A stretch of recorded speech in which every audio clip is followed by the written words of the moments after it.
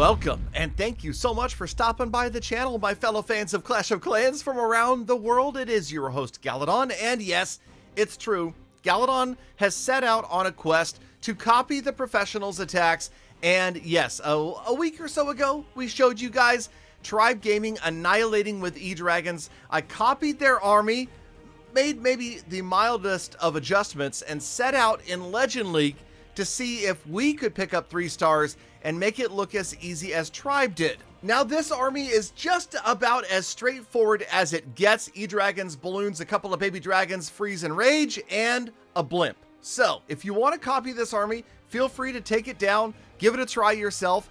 Also know that there are certain bases it works better on than others. And yes, Tribe Gaming was using it in CWL against bases that they had scouted, and Galadon was forced to use it against Legend League bases, which means, well, we really didn't know what was about to present itself. So in today's episode, we pick up 3 relatively easy 3 stars that may have taken slightly longer than one Legend League day to achieve.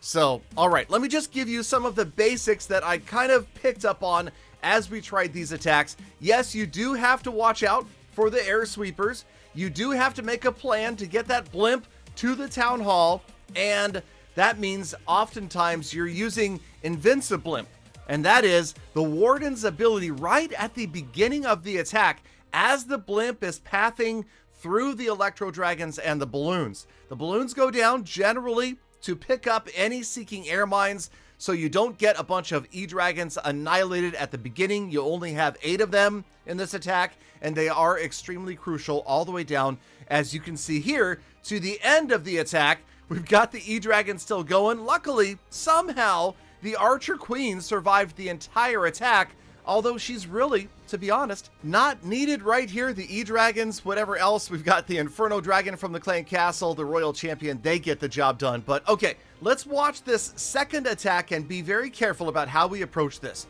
We want to get some funneling done out on the edges, so that's generally where we use the baby dragons, unless we see a bunch of defenses that are tightly grouped that could fall victim to one E-Dragon. So an E-Dragon funnel can work, but generally we try to keep all 8 of those together. Here you can see the baby dragons, especially the one at the top of the base, funneled the heroes, so the king and the queen go off to the right, and now there's a smaller area for the E-Dragons to go in directly at the town hall.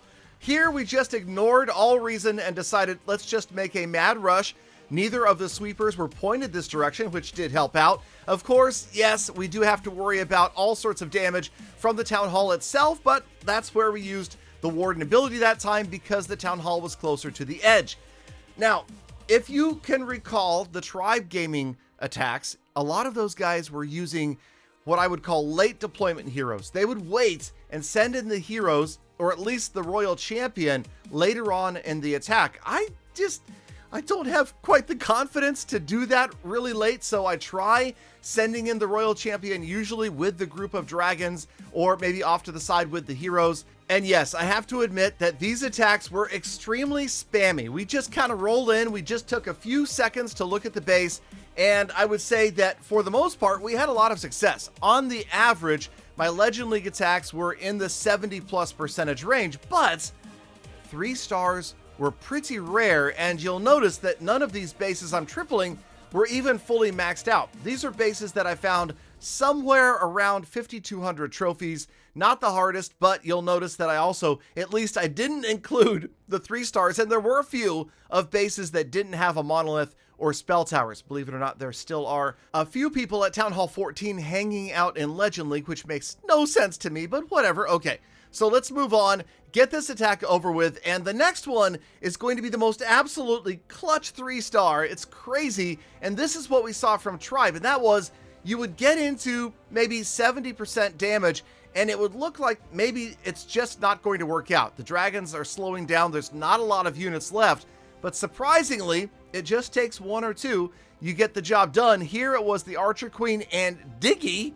Diggy is going to help get through that wall right there, and finally, the Archer Queen gets through. Luckily, you'll notice that we have enough time, and that was a big one. Having enough time in these attacks, because it's not a multi-stage attack, really, time was not a factor. We almost never got to the point where I felt like I was going to fail because of time.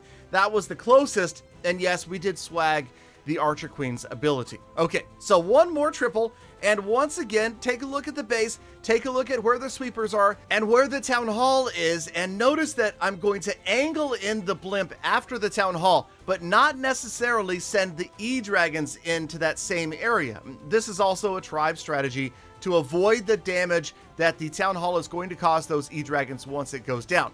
So a bit of funneling, they all roll in here to the left of the town hall. The blimp crosses over. Here comes the warden ability, the idea to protect that blimp and make sure it makes it all the way to the town hall throughout the defensive clan castle, the monolith, the damage from the town hall itself.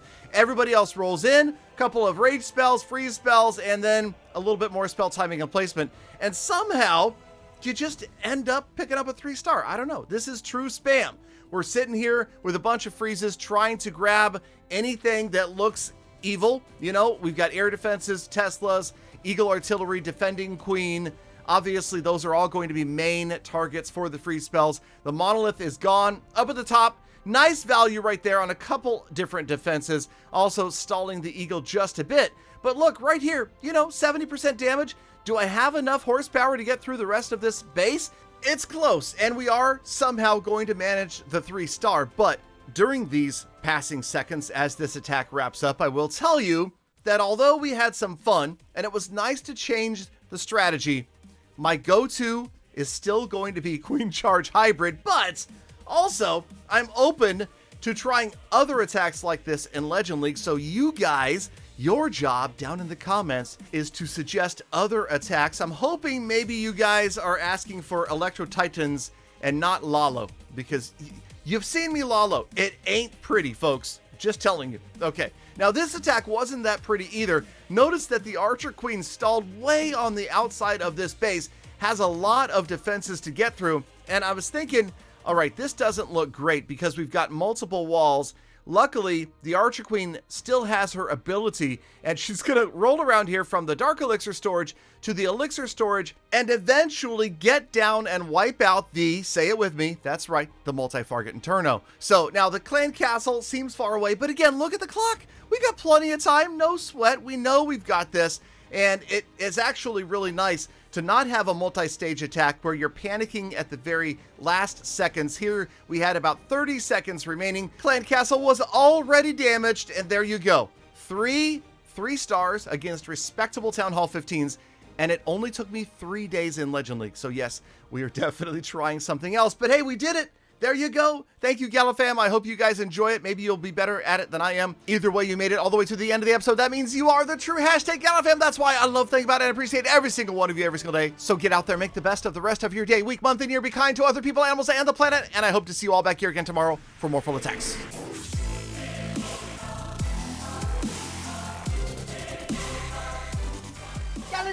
Galadon, galley spam is always the way to go. It's the best way for you. It's the least taxing on your little brain.